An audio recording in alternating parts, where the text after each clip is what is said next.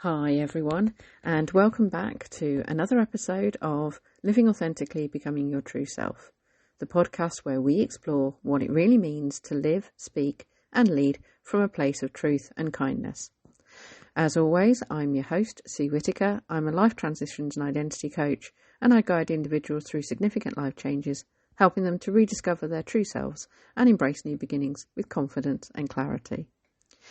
So, today's episode is just me, and it's a little sad one actually, because I've decided to wrap up the first series of this podcast.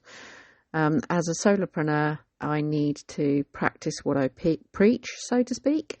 And in order to do that and to make sure that I want to implement the ideas that I have, I need to pause the podcast.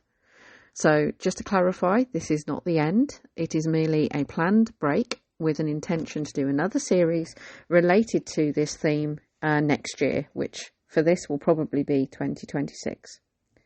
So what I really wanted to do today was I actually wanted to share a little bit of my reflections on the podcast to date, and also to just highlight, I guess, some of the key areas that we've spoken about. So some of the themes, etc., that we've actually explored in the series have all been around identity.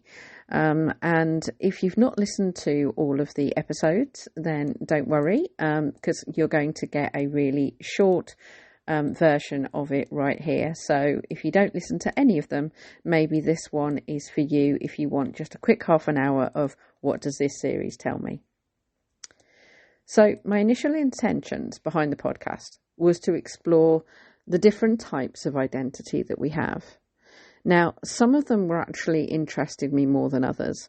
And I'll be honest, I covered the ones that I actually was really interested in.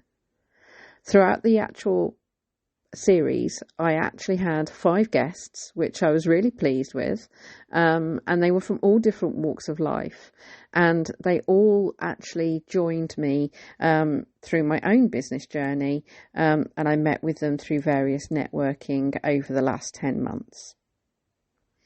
So let's see if I can dive into some of the key insights for you, and what I'll do is I'll share with you some of my own ideas, etc., behind those key highlights. So episode 1, and I'm not talking about the 10-minute trailer, but episode 1 itself, I actually talked a little bit about self-discovery and self-identity. Now, I really liked doing this one because I actually had a pretty cool analogy which I've used ever since I actually recorded the podcast. Now, I explained it as self-discovery was the road and self-identity was the vehicle. And basically it was how they worked together. And the analogy was all very much around the self-discovery is about how the road looks ahead, how it's carved out based on what happens in your life. And the self-identity and the vehicle was what the vehicle needs in order to navigate that road, and how we actually pick up different things.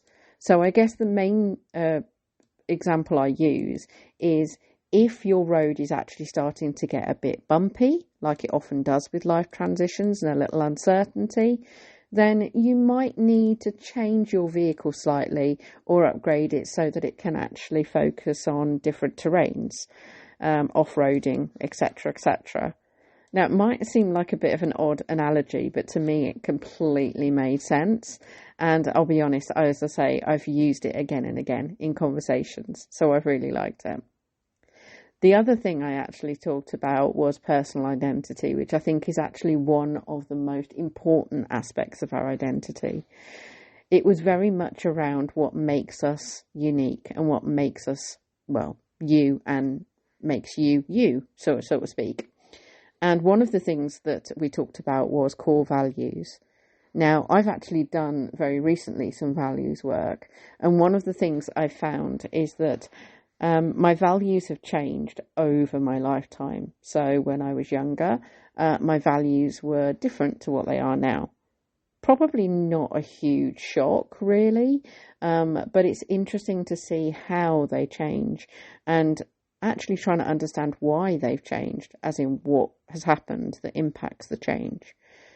The interesting part for me is that values isn't just important to me as an individual, but it's also important to me as a small business owner, because my business really is kind of an extension of myself. So if I don't necessarily know what's important to me or what I stand for, then the clarity on the message that I have on my business, I think, is not going to be as clear. The other piece about personal identity is things like personality traits, something I've actually dealt with a lot in my career as a HR professional. Now, I'm talking about things like psychometric testing when I talk about personality traits. So I focus on things like what are my preferences as opposed to what I can or cannot do. The great thing about psychometric testing and other tests like that is that it does actually show you what you prefer to do or how you prefer to work. So some of the typical ones are things like, are you an introvert or an extrovert? Or are you somewhere in between? Do you prefer to be introverted when concentrating on something? Do you prefer to actually use other people's opinions, etc., to help you? Now, obviously, I could go on and on about personality traits, but I think the key element for me was in this episode was to talk about what we experience and how our experiences actually shape us into who we are. One of the other really, really lovely points I actually liked about those couple of episodes were also talking about limiting beliefs. Again, one of the things that I actually talk about with clients a lot at the moment, because a lot of people recognise that they have negative self-talk. But the interesting part of that is that negative self-talk is a symptom of limiting beliefs. The great thing about limiting beliefs is that they're not permanent, and that is a fact. Limiting beliefs can be challenged. They can be reframed, and there are certain elements where you can actually overcome them, but they all need time and they need the right techniques in order for it to be effective. So how we actually deal with the limiting beliefs very much depends, I think, on the belief itself. And this is where one of the things that I wanted to talk about was an example for me that I literally had a couple of days ago. So when I talk about limiting beliefs, I mean that you believe something that isn't necessarily completely unrealistic. You may actually have reasons to believe it, but for some reason, what you think is actually stopping something happening is actually not what you think. So let me put this into context. So for anybody who knows me well, I have horses, and I learn a lot from these horses and how they react to the world around them. One of my horses is actually very naive. She doesn't have a lot of good conditioning, and that's partly because of her education. So although she's actually fairly old, she doesn't have a huge amount of experience. Now, when we first had her, one of the things that we actually struggled with was getting her hooves clipped. Now, again, when I say getting their hooves clipped, I mean cut, of course. But hooves actually need to be cut about every 6 weeks or so in order to remain healthy, because like nails, they continue to grow. So the first couple of times this happened, she wasn't really understanding of what this person was trying to do with the chisel. And it had got to a point where we had to sedate her a little bit for everybody else's safety. Again, that's not uncommon. But what it meant was that she didn't really know how to react or what they were trying to do. Now, that didn't last. Obviously, once she'd started having done a few times, she got very comfortable very quickly, which was great. But when I actually tried to lift up her hooves as part of the normal routine of grooming her, which would actually be to, if you like, wipe out all of the muck and the stones, etc., and just check the health, she wasn't really up for it, because again, she didn't quite understand what I was trying to do. So I had a limiting belief that she wouldn't let me do this. And I actually spoke about this to somebody at my yard the other day, and saying that I wasn't able to lift up her hoof. They actually looked at me pretty, I guess, shocked, and said, that's really strange, because if she's been doing it for the farrier every 6 weeks, then surely she should be able to do it for you.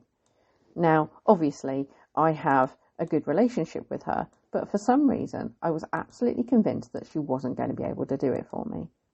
Now, I had tried previously, but it was actually some time ago, and I hadn't tried since. So anyway, I decided that I'd give it a go. I didn't really have any expectations, and I wasn't convinced that it was going to work, but I thought, you know what, I'm going to give it a go. So I did. I gave it a go. And guess what happened? She did it fine. The first couple of attempts were actually a little bit clunky, to be honest, but by the second and third foot, bearing in mind there were 4, she was actually doing pretty well. Now, what was it that actually was limiting about that particular belief? Well, do you know what? On reflection, it wasn't actually about how she would lift up her hoof.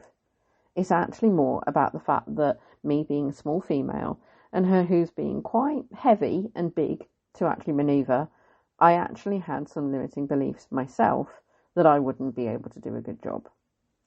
I also had some negative self-talk saying that she might actually try and kick me, or that she would stamp on me, which again are all possibilities, but very unlikely. But again, when I actually re-examined it, it was a limiting belief that I had, and really it had nothing to do with her capability or her attitude. And when I focused on it and tried to do it without much expectation, I was actually really quite pleased. So again, limiting beliefs can happen anywhere and everywhere. And they're something that I think that we can talk about a lot. And sometimes when we identify what the problem is or what the main cause is, it can actually be overcome relatively easy. Let's just say I was actually delighted when I realised that that was the case. As we go further on into Series 1, we actually talked about identity in other different scenarios. So things like what it's like on a social level, relationships, romantically, non-romantically. And one of the other analogies that I actually came up with that I really, really liked was the one about the roller coaster and the bridge. Now again, I'll explain this in a little bit more detail. So the idea I had between relationships is that if you want healthy relationships, they should be something that's two-way. They should have boundaries. You should be clear of each other's expectations. This is what I would actually call a bridge. Because for me, building a healthy relationship is about the two of you actually building a same bridge with the same alignment and an easy path between the two of you. So again, you know what's expected and you know that you can actually move between the two very easily. There's also an element of, because you constructed it together, you're actually being equals rather than necessarily one being over the other or one having dominance over the other. So let's have a quick look at the roller coaster. The roller coaster is what I would say less healthy. And why would I say that's less healthy? Well, you could argue that actually that you get quite good highs from being on a roller coaster, but you also get quite a lot of lows and uncertainty as well. Because let's face it, when you're on a roller coaster, you're kind of at the whim of whatever the actual course is, rather than having a say about what you're actually planning in terms of the course ahead. So again, for people who actually want dopamine fixes, etc., and like that, then obviously some relationships like that can actually be quite productive. But the reality is that if you're on a roller coaster with somebody in a relationship, it doesn't necessarily feel equal. And I think that you get to feel a range of emotions. Again, another little analogy that I picked up, just being able to actually articulate identity when it came to things like relationships. The other actual real aspects that we talked about was also about spiritual identity and digital identity, some of which was not necessarily completely in my comfort zone, but I don't think I did necessarily a bad job. In terms of psychological identity, this was actually one, again, that was one of my favourites. We talked about things like self-esteem, resilience, coping mechanisms, and overall mental and emotional health. Now, I'm actually a big advocate for positive mindset and mental and emotional health. And as a first aider, a mental health first aider that is, I actually really enjoy talking about the benefits of positive well-being and positive mental health. So I really liked talking about those topics with other people. I guess one of the other pieces that we also talked about was narrative identity. And again, I really liked looking into this, not only because I didn't necessarily know exactly what it was, but also because of what it actually taught me. So narrative identity is the life story that you provide yourself. It gives you a sense of unity, purpose, meaning, and helps you to explain who you are, how you became that person, and where your life may be going. Now, the interesting thing about narrative identity is it's actually a story that you tell yourself.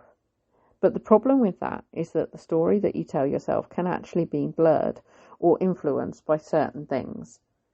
So in order to actually understand that in a little bit more detail, the narrative identity is made up of 3 areas. It's reconstructed past, so how you interpret previous experiences. Your perceived present, so what's your current self-understanding and awareness.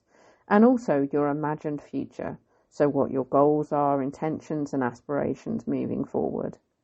Now, all 3 of those things sound relatively straightforward, but when you look at actually trying to figure out previous experiences in the past, if you try and recollect some of these experiences, you'll find that the further away they are, the more likely you have been to put something like a filter on them. So let's give this a little bit of context. So when I was younger, I actually had a fall. This was actually when I was very young. So I was probably only about 4 or 5. I was at school and I hurt my upper lip. I hurt my upper lip and the teeth. And what that meant was that I ended up actually in quite a bit of pain for quite a while. Now, I don't necessarily remember how I actually fell over, but I'm pretty sure it was actually something like an older child that actually knocked me. Now, again, when I think about what it was, I think about it may probably have been not intentional. It could have been intentional, but if it was, I don't remember that. What I remember was the blood and the fact that it was very sore. One of the things that actually means, what that means for me, is that when I'm in crowds with people these days, that sometimes I can still have a little bit of a subconscious feel of ick when I think that people might be trying to push me or get past me. I'm actually quite short, so someone who's taller and bulkier will probably be able to actually elbow me out the way quite easily. So the interesting part of that is when I think about that previous experience, what I did was I remembered what I ate while I was not feeling very well. And it was actually mashed potato. Now, that might seem a little bit weird, but actually when I was young, I really liked mashed potato. The key thing for me is that nowadays, when I look at mashed potato, there is actually a part of me that goes, I associate mashed potato with being unwell. Kind of like how some people actually relate to chicken soup, I guess. So that's a really good example of how you interpret previous experiences can actually almost indicate how you experience things in the future. Perceived present, of course, is about self-understanding, self-awareness. And again, a lot of these things can actually be determined or can be influenced, if you like, by reading the news, for example. If you think that you're seeing lots of news or lots of social media about things being a problem, then you may automatically assume that it's a bigger problem than you may think. But again, like with a lot of the things that we consume on the internet, it could just be that actually that there's also something to play about the algorithm of social media. And once you start looking at one thing, then it starts showing you things that it thinks you're going to like, which is stories or things about that. So what you may think may be true of, I don't know, something like these cat videos are everywhere, it might just be that you're actually being shown those cat videos because you like watching cat videos. Now, that's actually a subject I don't mind, but there are a couple of other things that I really do mind, and it has been, again, pointed out to me quite recently that some of the things that I've actually seen or watched, not everybody else has seen it, but because I've taken one interest, I've then been bombarded with all of this sort of information. And then the final one is imagine your future, your goals and aspirations. Now, again, for me, imagining my future when I was younger was actually quite scary. because I guess what I thought about was all the years that I had to do a working career and things like that. Now that I'm actually older and I've created the life for me that I really do enjoy, like with my animals, my husband, etc., my imagined future about what I would like it to be is actually quite pleasant. If anything, it's actually starting to get from a bit of a blur to actually quite into a bit of focus and quite specific. So am I worried about that? No, not really. But it's interesting to know that as I've got older and got more life experience behind me, that actually I've started to get very specific about what I think my future will be. And therefore I can now work back as to what my goals are going to be, rather than just being something quite vague, like I'd like more money. I mean, who wouldn't? But also things like, I'd like a bigger house. Well, at the moment, it's not just I'd like a bigger house, but I'd like a house with this, or with this, or with this on it. Basically on what we think we might need for the future. So that's, again, another aspect of how narrative identity can have a really big influence, and how now that I think I know what I want out of a future house, for example, I'm going to start looking at that. I mean, obviously there are some uncertainties. I don't know how much I'm going to end up paying for this house, probably a heck of a lot of money, so I may have to actually reduce some of my goals. Or, there might actually be an area where I actually, in the world, where I can actually get that. But I don't know yet, and I haven't gone into that much detail. The key thing for me is that I know what I'm looking for moving forward. And even though I do have some goals, I need to be mindful of the boundaries that I have and what is negotiable and non-negotiable. And I think that's fair to say out of most things. So I think that was pretty much all of the episodes in a real whistle-stop tour. The actual podcast itself has actually allowed me to articulate these topics, and it's helped me give a voice to some of these areas and how to explain them. That's actually helped not only me, but also the clients that I've had the privilege of working with so far. I guess one of the things that I would say is that my own journey as a solopreneur has actually developed over the time that I've been doing the podcast. So again, I started with a name, and I've actually evolved that name into something else. It's actually been focusing not only helping individuals, but also businesses navigate their own pathways to do new beginnings in the face of change or transition. The interesting part for me is that it doesn't actually matter what the problem is. Sometimes it's actually more about the perspective of the problem, or actually how asking more questions and being curious about why people think that they have that limiting belief that they can't possibly do that with their business, or they can't possibly move into that area, is something that really fascinates me. And actually it really lights me up to be able to say to somebody, well, why can't you do that? What is that stopping you about? So it's really interesting. For me, the favourite episode of all, I would have to say, is actually the one that I recorded only a week ago. And that's actually the one that was on equine wellness. Why did I like that? Well, I really enjoyed being able to have a conversation with somebody who loved horses as much as I did, and also being able to make sure that no matter what I did, I was able to have a conversation with them, chew some fat about how we both felt about horses, the importance of what humans, as in owners and riders, feel about horses, and how they can also help their horses have better lives. I really enjoyed the episode, and I know that it might not necessarily be something that everybody is really, really keen to see, but it was one out of everything that I wanted to do.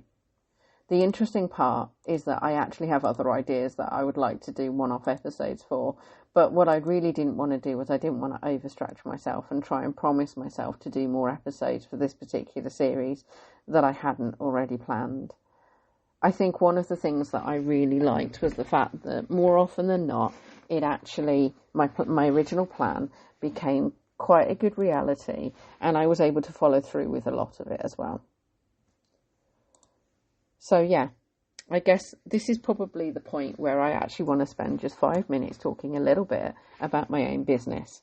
And not necessarily as a sales pitch, but just to say what kind of things I actually do and how I can help people. So, okay, maybe it is a bit of a sales pitch, slightly. So my business is actually now called Black Star Alchemy. And the reason why it's called Black Star Alchemy is because A, it's actually quite a unique name. If you Google it, hopefully I'll pop up. But ultimately, it's actually broken down into two key areas. The first one is Black Star. So Black Star is the guiding light. It's always there. Even in the darkest skies, it can be seen and it can show the way. And I really love that idea. I love the idea that if you're going through a transition at the moment and you're finding it awkward to see the future moving forward, if you can find your black star, then that means that it doesn't matter how dark things get, you'll always be able to actually find a way forward. I think it's really nice. The other part of it, of course, is alchemy. Now, alchemy is actually a phrase that I'm very familiar with because of some of my hobbies. If you're wondering what hobbies, I'll actually sell you. It's live action role playing, or LARP. Some people will either know what that is or not, but I'm not really going to explain much further than that. I probably will do a podcast episode on it at some point. Alchemy is about helping to have a process of transformation or creation or something like that. So again, I really like the idea that not only do you have a guiding light, but that there is actually a process to change things for you. And one of the things I really want to help people with is how they navigate that, how they navigate the pathway or the chart, if you like, that they're going through at the moment to new beginnings and new chapters, which is kind of what I say in the beginning of most of my episodes. So yeah, I've got a lot of ideas of content moving forward, and I'm really looking forward to sharing it with you. One of the things that I actually want to focus on are ways in which people can work with me. So things like coaching services, either on a one-to-one basis or with group coaching, which I'm hoping that my group coaching I'll be able to launch next year in 2026. I'm not going to give you a month specifically because A, I think that that's a little bit too premature at the moment, but I am going to be doing it. So I guess one of the things I would say is that if you're an individual who's going through life transitions and you're not sure about your direction at the moment, then one of the things you could do is consider actually taking up some coaching services with me. Now, one of the things that I wanted to share a little bit about, and I will do this on my website and other platforms, is the difference between a coach, a therapist, and a counsellor. Now, I'm doing a broad brush here, and I'm sure there are some people who actually do little bits of all three. But just to give people a flavour who are not in this particular subject or in this particular part of their career, I guess, then this is a really, really simplified version. So, a therapist. A therapist will normally try and actually talk to you about what has happened in your past and how that shaped you and had an influence on your future decisions. So again, if you've had a particular traumatic past, an unhappy childhood, or a period in your life where you feel that you experienced trauma, then a therapist will be able to help you process that trauma, not only what happened, but also how you'll be able to avoid triggers in the future. Again, if I look at a counsellor will be able to use probably similar techniques, but they focus on the here and now. They focus on the present.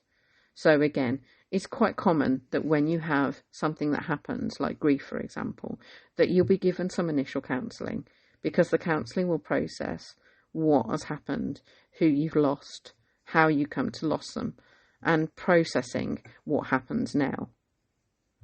The interesting part of that, though, for me, is that they tend to actually be a certain number of sessions and then they stop. So, again, this is where coaching comes in from my experience. Now, obviously, I'm a coach first and foremost. I don't have therapist or counselling qualifications or accreditations. And I wouldn't necessarily say that you take my ramblings as such for a specific medical guidance. If you don't know which one to go for, talk to your GP, or talk to somebody who actually knows specifically what they're talking about from here. But for me, the actual coaching is all about forward thinking. It's about understanding where you are right now and how you can put a plan in future to make sure that you go in the direction you want to. So what goals do you have? What intentions do you have? And how do you want to get there? Now again, all three of these particular services have the same foundation. The foundation that they actually want to help people, they want to empower them, and they want to do it without judgment. It's just that they all tend to come at it from slightly different angles. Hopefully, that just gives you a little bit of a flavour of what I mean. So yes, coaching services is one of the things that's a big thing about what I want to do and how I want to help people. The other side of it is the business side. So again, if you're a solopreneur, i.e. a one-person band, small business owner, freelancer, contractor, or remote professional looking to support your business journey, whether that be looking for support with your business journey or understanding how you can actually boost the journey that you're on at the moment, then that's where I can actually come in and help. You can book a free consultation with me, and what we can do is we can talk through what it is that you're looking for at the moment professionally, where you want to go, where you see yourself, come up with a plan, come up with what training might be needed, and also, if necessary, how we can implement it to help your business grow. Now again, a lot of people actually have come from the corporate life, obviously, for a reason in terms of a small business owner. So for me, it was my caregiving journey. I had to become a caregiver for my mother because she became ill. And one of the things that meant was I could no longer work for full time. Now, I was a little bit sad about that. But at the moment, one of the things I was thinking about was I was going to actually start my own business sooner or later. But the actual caregiving transition, if you like, gave me the motivation to actually do it sooner rather than later. And honestly, I'm really glad I did. Because although I'm still in the first year of my business, which is still tough, the things that I've learnt about me, myself, my life, etc., and what I want has actually been really, really clear from here. One of the things that I want to do is help people.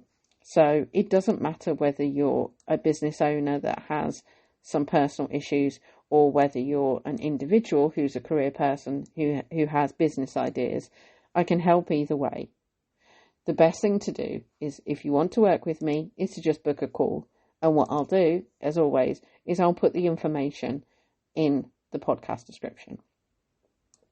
So yeah, I think that's pretty much where we're at. And I'm going to leave it here. I'm going to be a little bit sad not to record these every week or every couple of weeks, etc. But what I am going to do is I'm going to start using the time to make sure that I have plans in place for Series 2 and also, as I say, for some of the good ideas that I have. So if you want to stay updated with me, by all means, check out my website or Facebook, LinkedIn, Instagram. And again, I'll put all the links in the description below. But what I wanted to say was, thanks so much to everybody who has been listening to all of the episodes. Please feel free to let me know what you've liked, what you've not liked, what's gone well for you. Because what I really want to do is make sure that when I go for the next series, that it is actually something that people are really interested in. Now, obviously, I'm not going to make a promise and say I can support everybody's request, but let me know what you think. Anyway, I guess it's time to actually end. So thanks very much for listening. And if this episode or indeed the series has actually sparked something in you, and if there is actually something that you've done because of this episode or the series, please let me know. I'd really love to hear from you about it. But as always, you can connect with me on the social media platforms. And until we actually speak again and I launch season 2, then just say, stay grounded, stay curious, and keep living authentically. Thanks very much, everyone, and bye for now.